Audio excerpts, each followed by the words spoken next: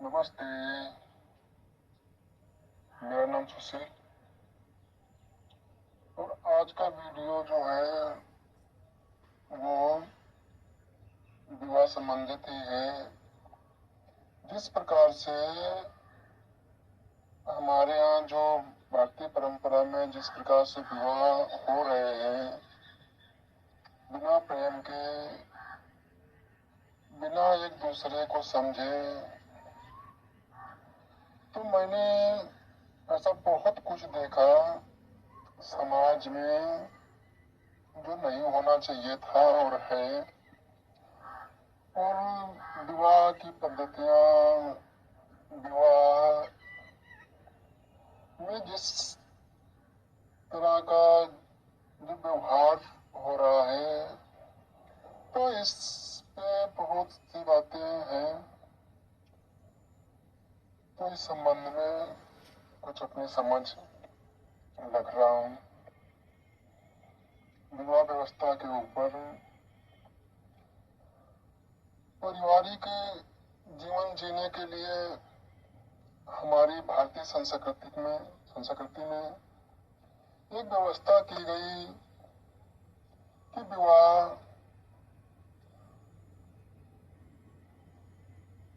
दो व्यक्तियों के बीच, लड़का लड़की का करा दो, वो भी अपना गृहस्थ का जीवन जिए। गृहस्थ जीवन जीने के लिए एक प्रथा बनाई गई, विवाह प्रथा।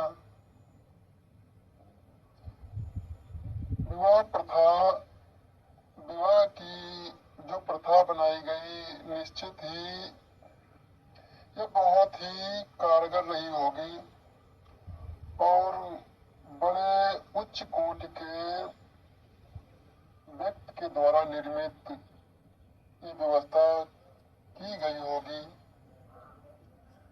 इसके पीछे बड़ा ऊंचा ध्येय रहा होगा, जो कि अब वर्तमान स्थिति में खो सा गया है। जहाँ तक मैं समझता हूँ विवाह प्रथा के बारे में, ये प्रथा एक सामाजिक व्यवस्था को बनाए रखकर अपने लक्ष्य की ओर सर्वसुलभ तरीके से आगे बढ़ जाने के लिए बनाई गई होगी, जिसका ध्येय रहा होगा अपनी आत्मोन्नति आसानी से करना, अपनी आत्मोन्नति सुलभ तरीके से करना।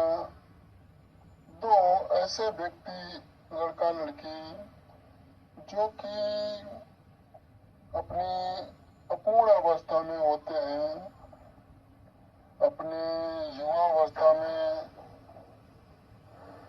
तो दोनों के पारस्परिक सहयोग से वे सुलभ ही पूर्णता को उपलब्ध हो सके। सामान्यतः स्त्री व पुरुष दोनों अपूर्ण होते हैं। किसी में कुछ तत्व की अधिकता होती है तो किसी में न्यूनता होती है। तो जब लड़का और लड़की दोनों अधिकता और न्यूनता में है, ऐसा मैं इनको आपस में जोड़ दूं तो दोनों मिलजुल कर उस अपूर्णता को दूर करें और दोनों एक दूसरे के सहभागी बने, गृहस्थी में रहकर उस अपूर्णता को पूर्णता में फलीभूत कर लें, जैसे अनेक ऋषि मुनि कर चुके। गृहस्थी में रहकर अपनी यात्रा को आगे बढ़ाएं और जीवन के जो सार्थक ध्येय हो सकते हैं, उन ध्येय के लिए दोनों मिलकर आगे बढ़ें। जो जिस न्यून स्तर पर था उसे ऊंचाई दे, दोनों मिलकर आनंद जीवन जिए और जीवन का आनंद लें। लेकिन अब लगता नहीं है विवाह प्रथा के पीछे जो उद्देश्य रहा होगा अब वो शायद वो खो गया है। और कहाँ तक कहा जाए, इसमें कहने को बहुत कुछ है, तो बहुत कुछ कहने को है। अब तो विवाह प्रथा नामक लकीर भर पीटी जा रही। विवाह के नाम पर बहुत कुछ ऐसा होना शुरू हो गया जो नहीं होना था। विवाह कैसे हो रहे हैं ये आप भी जानते हैं। विवाह कई प्रकार के हो सकते हैं और अनेक प्रकार के होते हुए भी सबके पीछे ध्येय तो एक ही है, प्रेम, आनंद और मुक्ति से जिया जाए। दोनों मिलकर अपूर्णता को मिटाएं। चाह तो प्रेम की है, मुक्ति की ही है, आनंद भरे जीवन की ही है। लेकिन आज की विवाह व्यवस्था में और उसके पीछे के उद्देश्य में बहुत बदलाव आ चुके, उसमें कुरीतियां आ चुकी जो एक अच्छी व्यवस्था थी, अच्छे उद्देश्य से बनाई गई थी, ऊंचे ध्येय के साथ बनाई गई थी, वो धीरे धीरे अव्यवस्था में बदली जा रही, जिसमें व्यापार आ गया, लोभ और वासना आ चुकी, एक दूसरे को भोग लेने की वासना उत्पन्न हो गई। जो पहले व्यवस्था थी वो अब जो विवाह हो रहे उसमें प्रेम ही गायब है। बिना प्रेम के विवाह किए जा रहे हैं और सोच रहे हैं कि बाद में इसमें प्रेम पैदा हो जाएगा। क्या ऐसा हो पाएगा? अब तक तो ऐसा नहीं देखा गया कि किसी ने बाद में प्रेम पैदा कर लिया हो, क्योंकि अब मूल शिक्षा ही गायब है जो होनी चाहिए थी। हम अपनी संतानों को ऐसी कोई शिक्षा नहीं देते जो प्रेम और आनंद मुक्त की ओर बढ़ाए।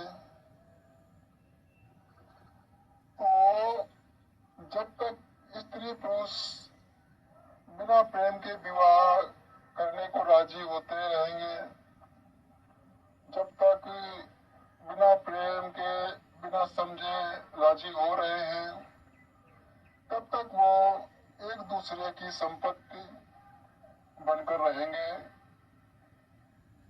और एक दूसरे को भोग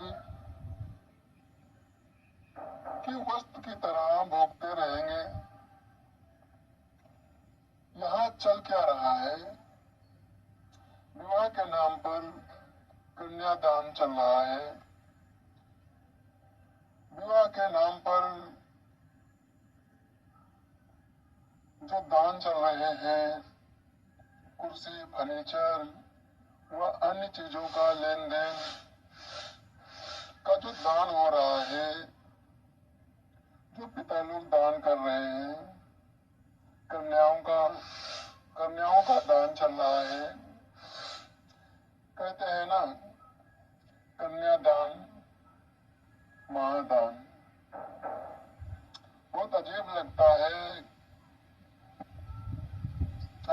सुन के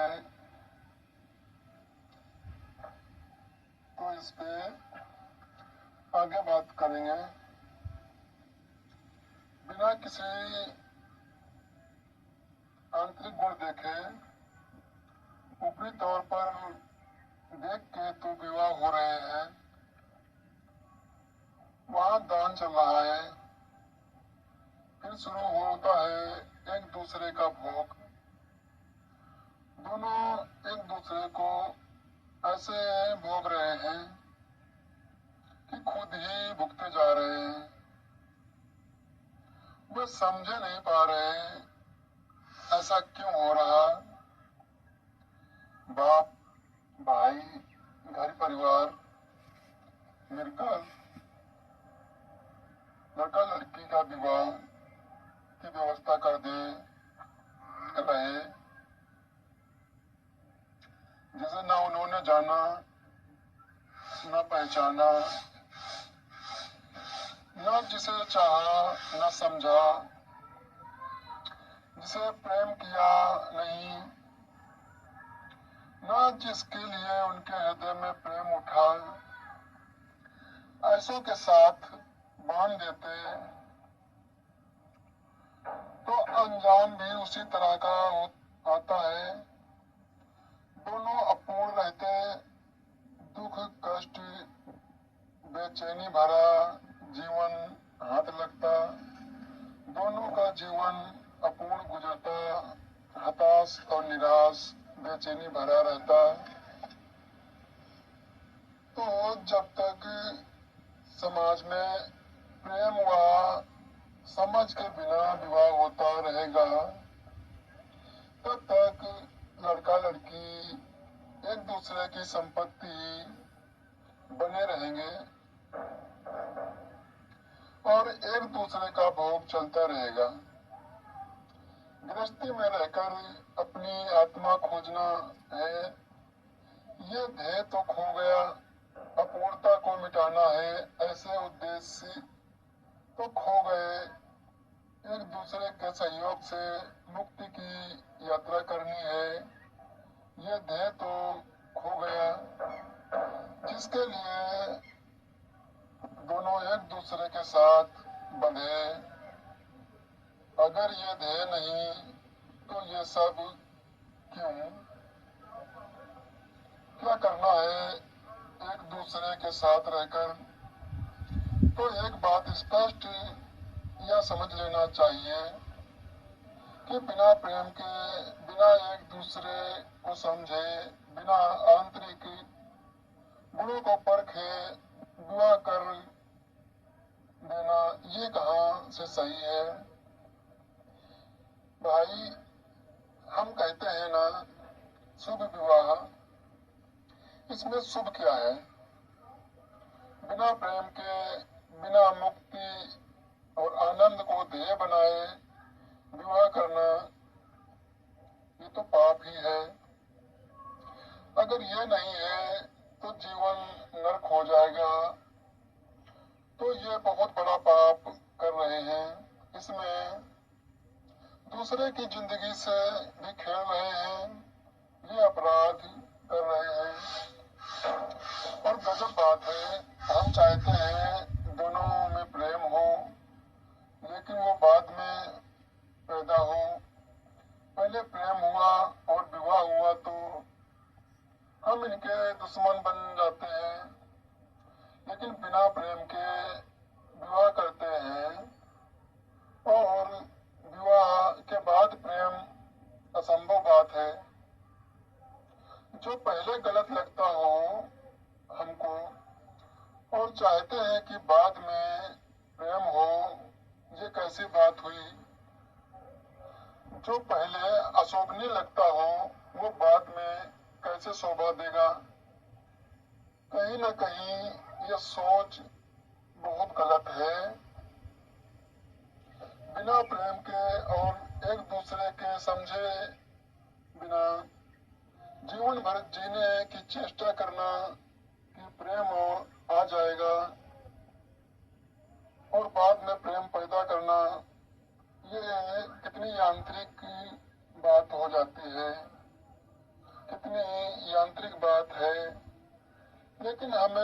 ही नहीं चलता। हम कर क्या रहे हैं? अपने बच्चों के साथ हम क्या कर रहे हैं ये सोचते नहीं। हम सोचते हैं विवाह पहले हो, बिना जाने समझे, फिर धीरे धीरे जान समझ जाएंगे और प्रेम आ जाएगा। हाँ, जहाँ तक देखा है धीरे धीरे प्रेम तो नहीं आया दोनों में, और ऊपर से उनके जीवन में धीरे धीरे कला तो जरूर आ गई, जो हर घर में दिखाई देती है। 24 घंटे कला चल रही घर घर में, लेकिन समाज की ऐसी व्यवस्था है कि कितना ही लड़ो भाग नहीं सकते, भागे तो भगोड़ा। समाज इसकी चिंता नहीं करता इनका जीवन कैसे कट रहा, इनके जीवन में कितने लफड़े पचड़े हैं, समाज को इनकी कोई चिंता नहीं। बस सामाजिक व्यवस्था बनी रहे और वो चलती रहे। सामाजिक व्यवस्था में ऐसी कोई व्यवस्था नहीं जहाँ हमें आनंद और प्रेम मुक्त की शिक्षा दी जाती हो। समाज से जब ये शिक्षा ही खो गई तो समाज रुग्ण हो गया। अब इसे कोई इसकी चिंता नहीं। समाज की सामाजिक व्यवस्था में से उसकी आत्मा ही खो गई। मुक्त आनंद और प्रेम अब समाज को इसकी कोई फिक्र नहीं। अगर ये सब समाज से लुप्त हैं तो जीवन में जो हम सामाजिक स्तर पर जी रहे हैं वो तो नरक होना ही है। और अब समाज व सामाजिक स्तर पर जो जी रहे हैं जीवन, उनकी ज्यादा गहरी आकांक्षा और ज्यादा गहरी महत्वाकांक्षा है दौड़ की। समाज की दौड़ यश की है, पद की है, प्रतिष्ठा बढ़ जाए इसकी है। जब विवाह कराया जाता है तो यही सब देखा जाता है। समाज प्रेम, आनंद और मुक्ति का ज्ञान थोड़ी ना देखता है। समाज मुक्ति, प्रेम और आनंद जैसी चीजों को छोड़ सकता है यश के लिए, पद के लिए और प्रतिष्ठा के लिए, भोग के लिए। वो प्रेम व प्रेम से उपजे विवाह को अपनाना तक नहीं चाहता। वो स्वार्थ के लिए इनको छोड़ देता है और छोड़ भी देगा। आज के समय में जो विवाह करवाया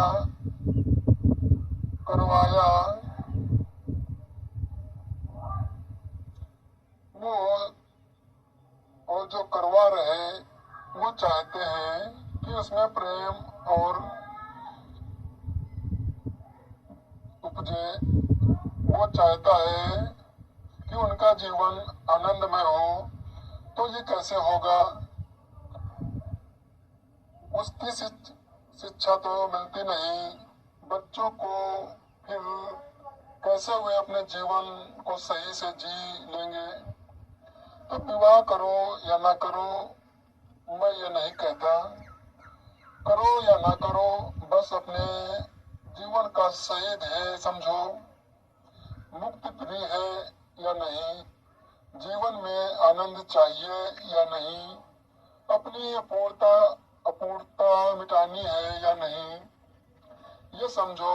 जीवन कैसे बेहतर जी सकते हैं इसे समझो, फिर निर्णय खुद करना।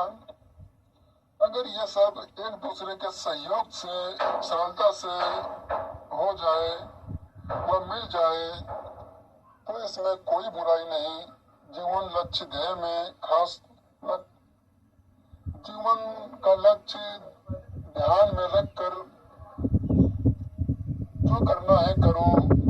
आत्मोन्नति कैसे सुलभ हो ये खुद ही समझ कर देखो। कैसे आत्मोन्नति सही से हो सकती है यह समझ लो और उसके बाद आप खुद ही निर्णय करो किस प्रकार से जीना है, किस प्रकार से विवाह को अपनाना है, किस प्रकार से जीवन साथी का चुनाव करना है। तो ये थी कुछ बातें, तो आप भी समझें, अपनी समझ का इस्तेमाल करें और जीवन को, अपने ग्रस्त जीवन को बेहतर बनाएं, अपनी मुक्ति, आनंद और प्रेम के मार्ग को आगे बढ़ाएं और इस यात्रा पे आगे बढ़ें। अपनी समझ, अपने विवेक, अपनी बौद्धिक स्तर जो भी आपका हो, उस पे जो बातें खरी उतरती हो उनके सहयोग से अपने जीवन को बेहतर बनाएं और मुक्ति की यात्रा में आगे बढ़ें। धन्यवाद।